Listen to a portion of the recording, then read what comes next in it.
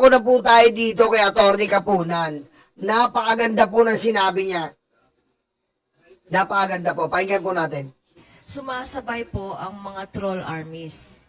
The troll armies that are trying to destroy the institutions. Kagaya nga ng maganda nga yung sinabi na urgent measures of the administration are being addressed. Concerns of our ordinary citizens, kagaya ng presyo ng gasolina, yung jeepney modernization, yung issue ng excise tax, no?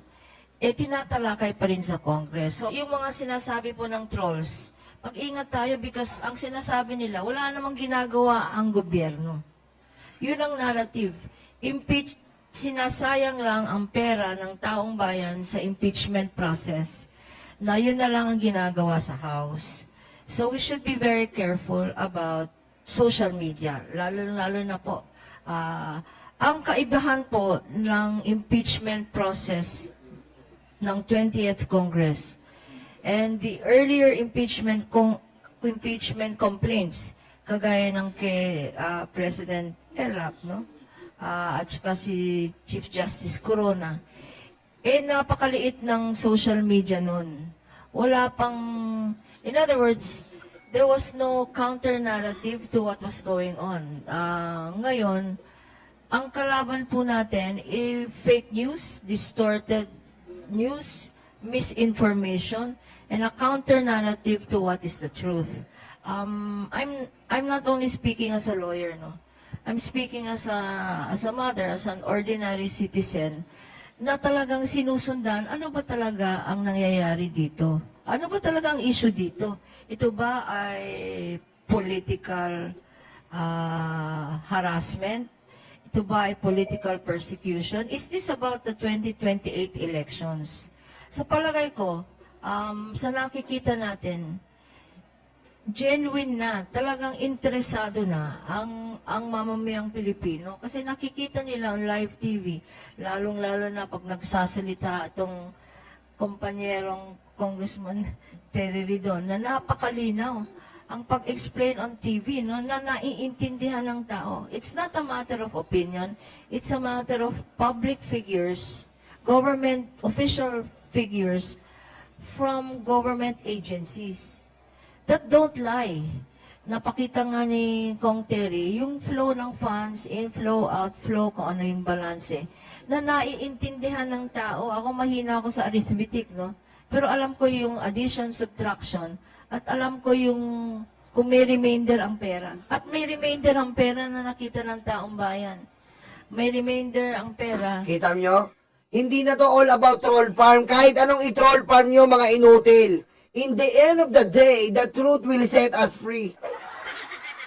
Diba? Tingin nyo, sumagot naman kayo, parang ako lang mag-isa rito eh. Tama, mali. Aray ko. Ano ba, ako na naman mag-isa rito? Wala na ba akong kausap dito? Aray ko.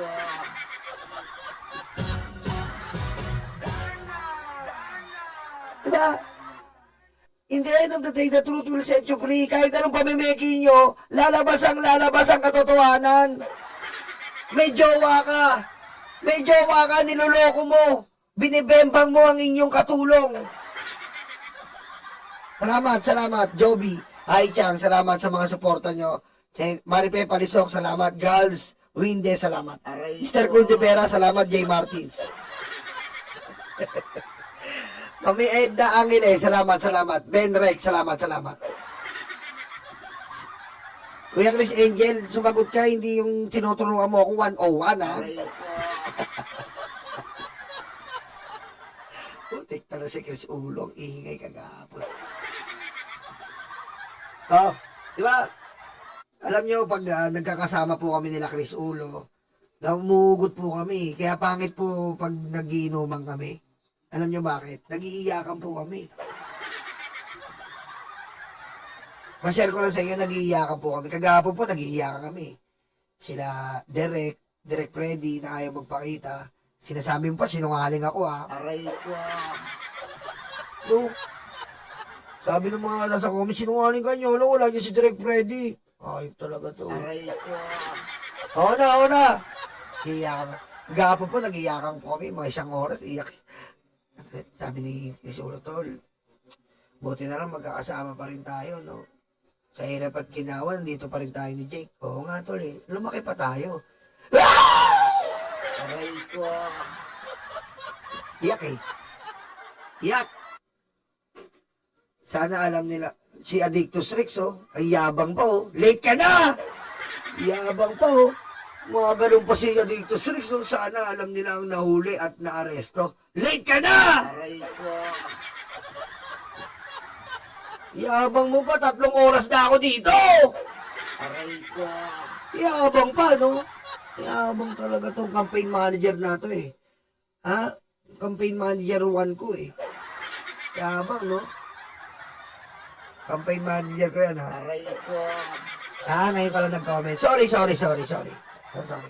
Iyak si Chris Uro, tapos umiyak din ako, tol. Ako nga, eh. Diba, nakita mo yung sitwasyon ko? Wala pa ako subscriber, pero hindi nyo kayo iniwanan. Sinama nyo ako. Aray ko.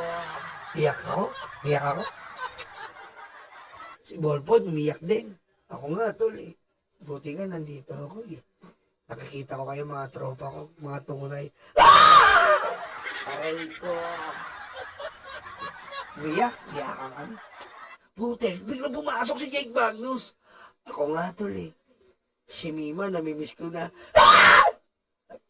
Pusang ina mo, iba yan, eh. Aray ko. Padayin sa BBM. No joke.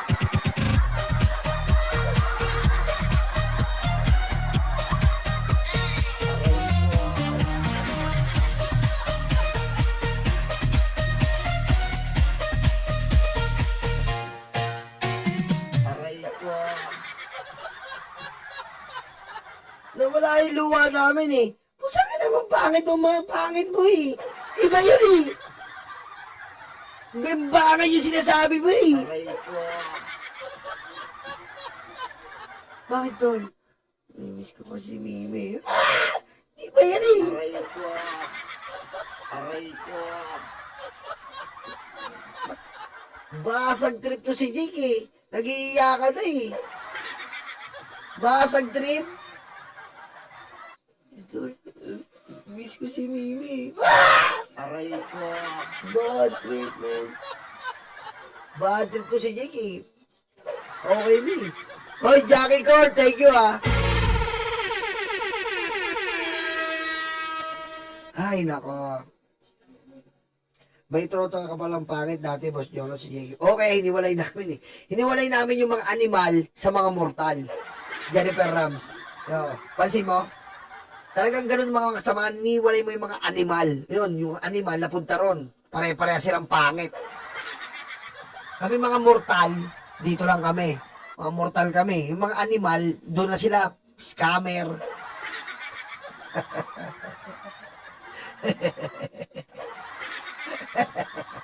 Dito na kayo, Atty. Kapuran.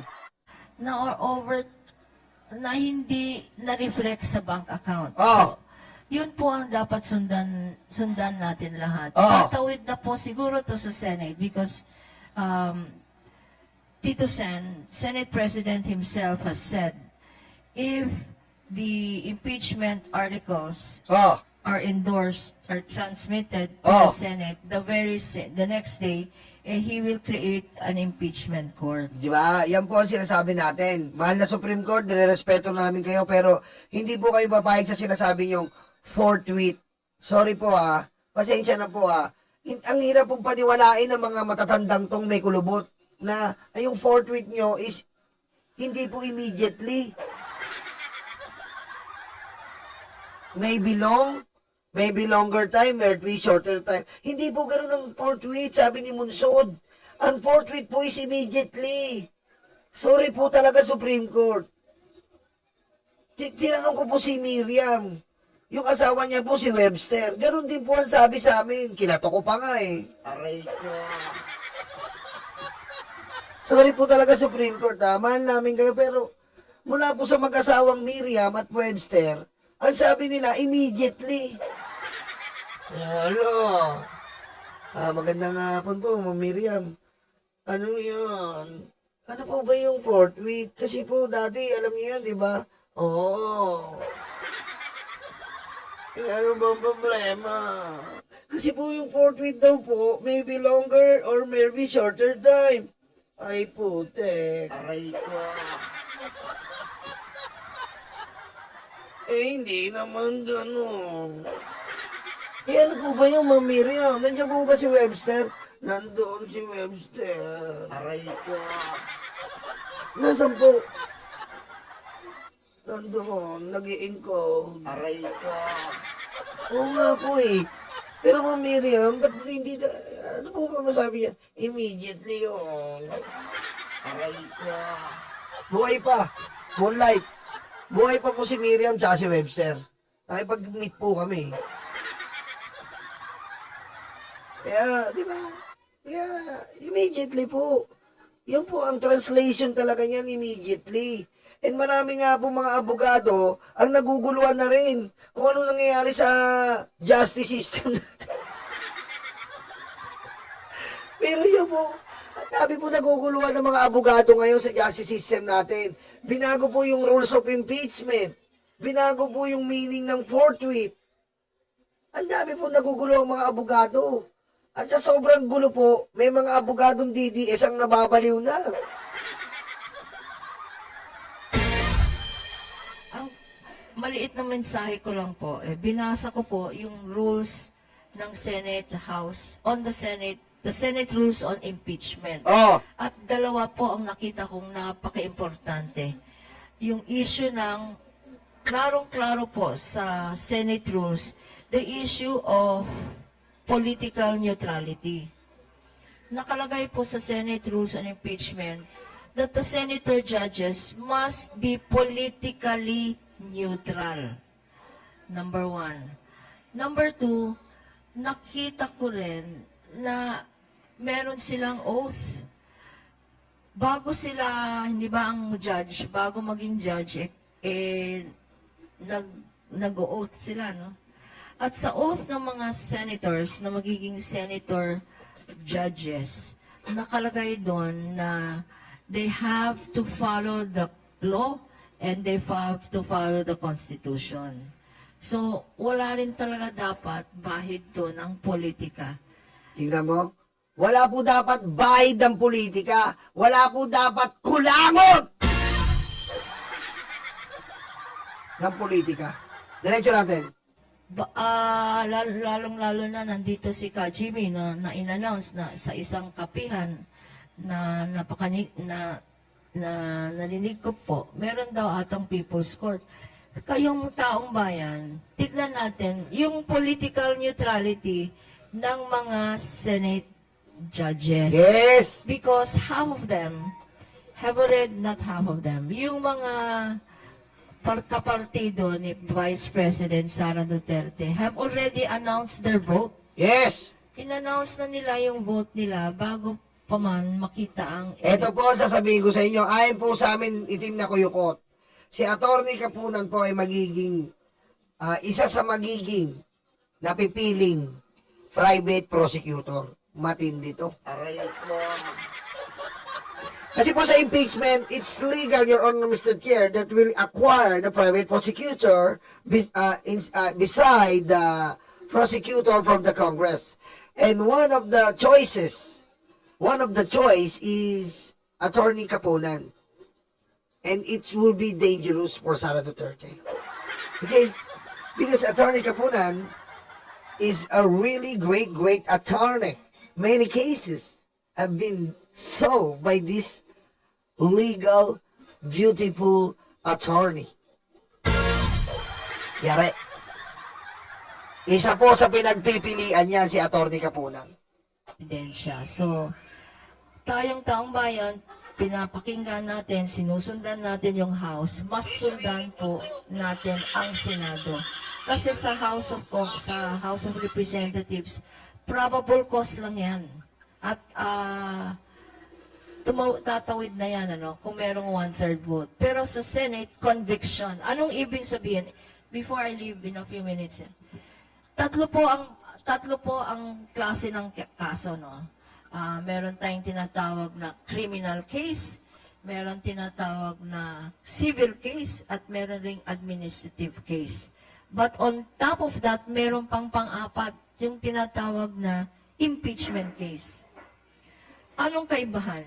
Itong impeachment case, ang sinasabi sa jurisprudence, sui generis.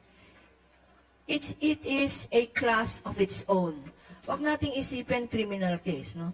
Ang criminal case po, yun ang final ni Senator Trillanes sa Sandigan. Ayan na, ayan na, ayan na. Criminal case for plunder. What is the difference? Pag na-convict ang Vice President, imprisonment yan. Patay! May imprisonment ba sa impeachment? Wala pong imprisonment sa impeachment. Ayan na. Sa criminal case for plunder, pag tumuloy yan, meron rin penalty ng permanent disqualification to run for public office. Meron bang ganon sa impeachment? Ang sagot ay oo. Because apart from removal from her, if she is convicted, no, by 2/3 vote of the Senate, she will be removed as sitting Vice President. But may second penalty.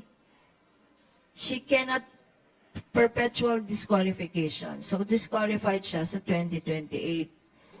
Ang tanong, magre-resign yan. Kasi sa Ayan nakita na. niyang ebidensya, napaka... Ayan na po ha. Ito po, pasabog to. Magre-resign yan. Patay na.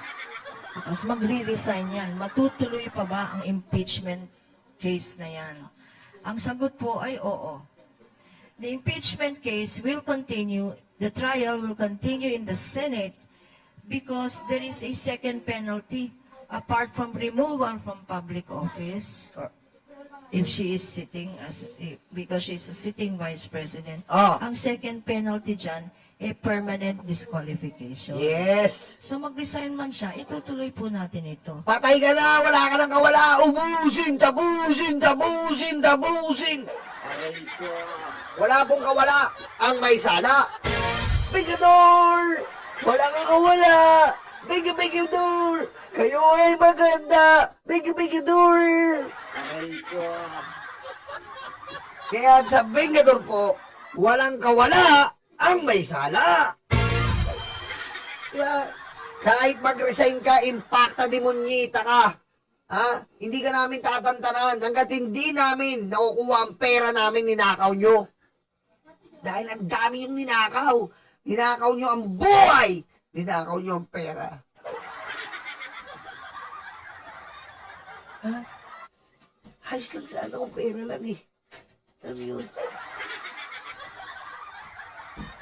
Ayos lang po sana kung pera lang. Di ba? Kung pera lang okay lang eh. Pero yung mga buhay na ninakaw nyo. Ng tatay mo, tanginin nyo. Aray ko. Ah! Mababalik mo. Ang pera mababalik eh. Pero yung mga ninakaw, yung buhay ng mga bata, 3 years old, 5 years old, 7 years old, hanggang kay Kian, mababalik ba yun? It's not all about the money, money, money. It's not about the money, money, money. It's all about the lives that you taken. It's all about the money, money, money. It's not about the money, money, money. It's all about the lives that you taken. Pagayon sa BBM, no joke.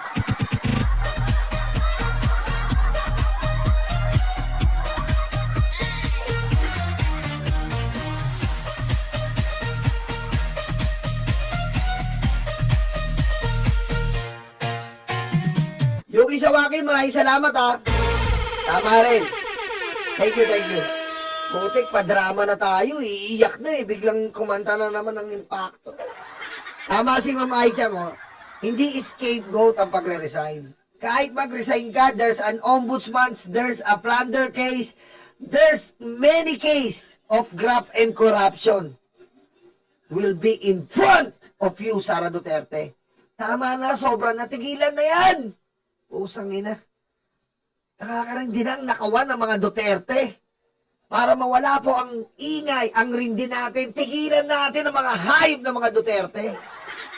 Aray ko. Be, losartan, tsaka pineapple juice. Ang sakit. Sa leg ko. Aray ko. Gagawin, yung second kind of case is civil case. Oh, Pag na-convict ba siya dito sa impeachment court, kailangan niya is solely yung 6.77. 6'7". Roblox, men.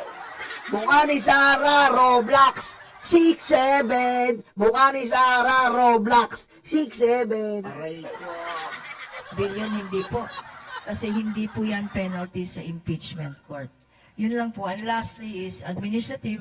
Pwede siyang kasuhan rin ng administrative case because public office is a public trust. And she is a government official. So yun lang po ang mensahe ko sa ating lahat. Tanong lang po para sa Yes. inyo po. So, for us non-lawyers, para pong ang mensahe ninyo sa company, VP Sara, huwag kayong pakasiguro kahit hindi makakuha ng sapat na boto sa impeachment.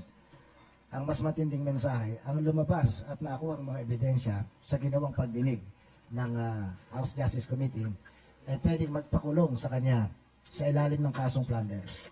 No, tama po yun, no? Even if she's not convicted Oh, in the Senate impeachment court, Ah. she may, because sa lakas ng ebidensya, maalala natin, nung ginawang witness ng House Committee on Justice, si Senator Trillanes, under the questioning of Senator Laila, random accounts lang, no?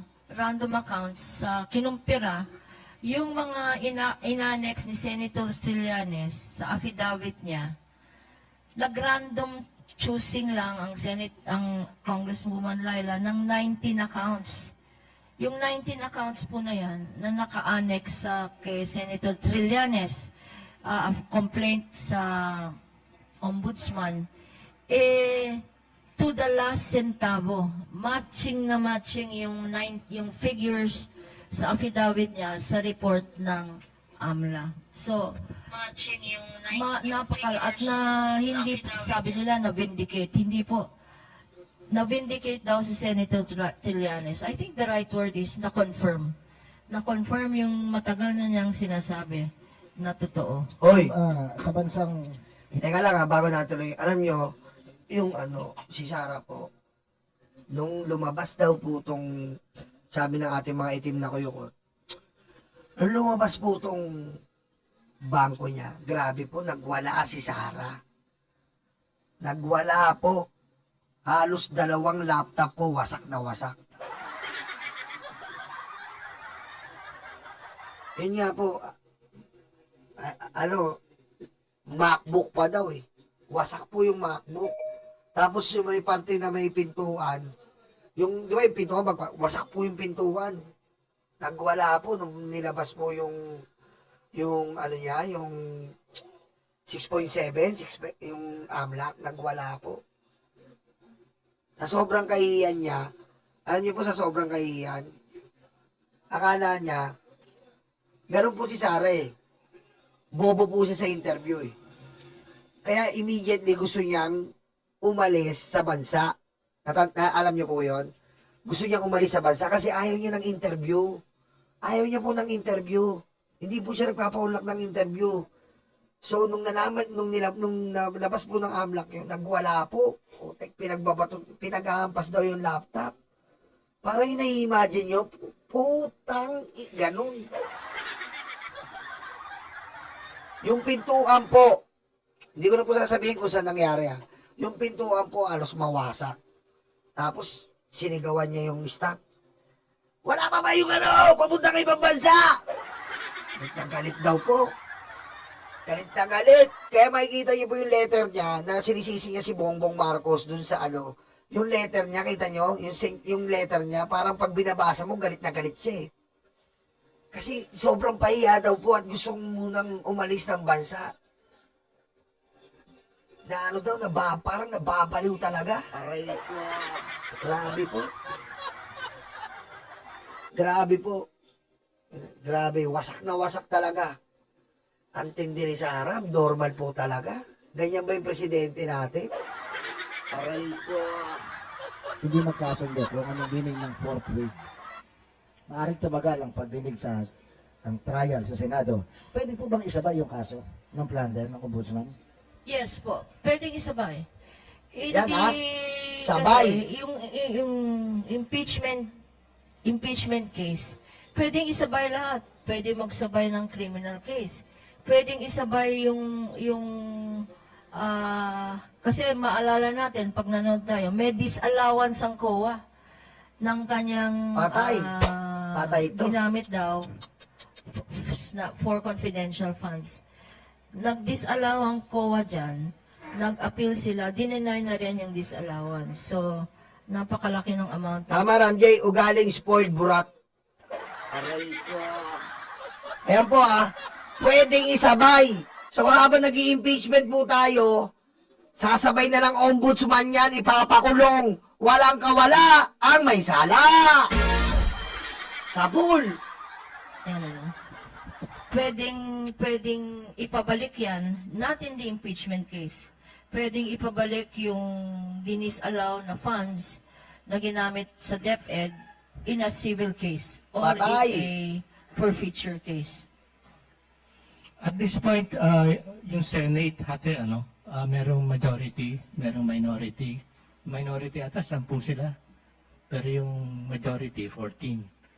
Kung sinasabi nyo na ang dapat lahat ng senators should be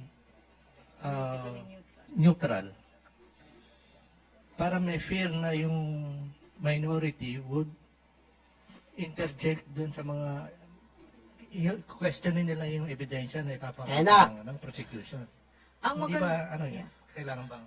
ang maganda po sa Senate rules on impeachment, kung in-approve to, because pagtatawid po itong complaint, articles of impeachment to the Senate, one of the first things that the Senate President should do, apart from convening them as an impeachment court, is to approve the Senate rules on impeachment. Nako! Hindi po natin alam kung maa-amend yan.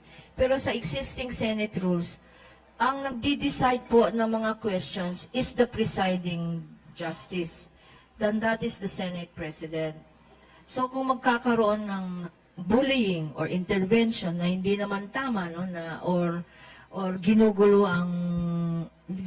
ang proceedings, sa Senate rules existing now, it is the Senate President sitting as the presiding judge that can say out of order ka. At kung nagdidebate sila, no, may rules rin on debate sa Senate. You cannot speak more than 2 minutes. Ha? Pag nag-question ka, hindi pwedeng more than 2 minutes. Pag nag-interpolate ka, no? So, there are internal rules sa Senate. Hindi kagaya kasi more strict. Remember, the House Committee on Justice was not a court. It was a committee. Itong Senate impeachment will be a court.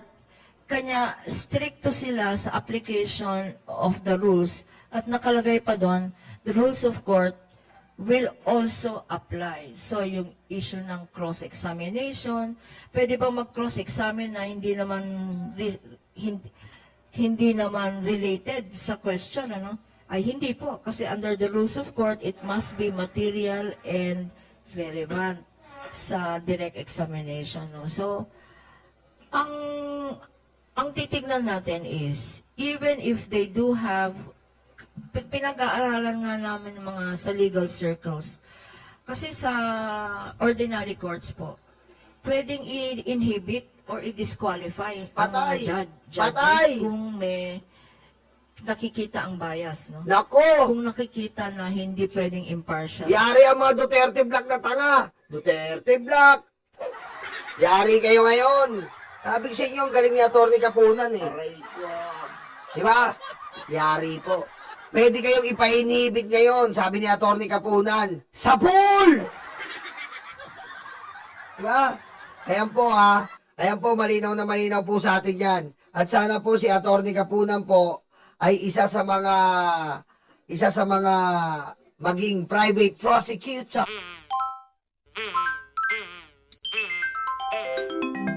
Kukulango.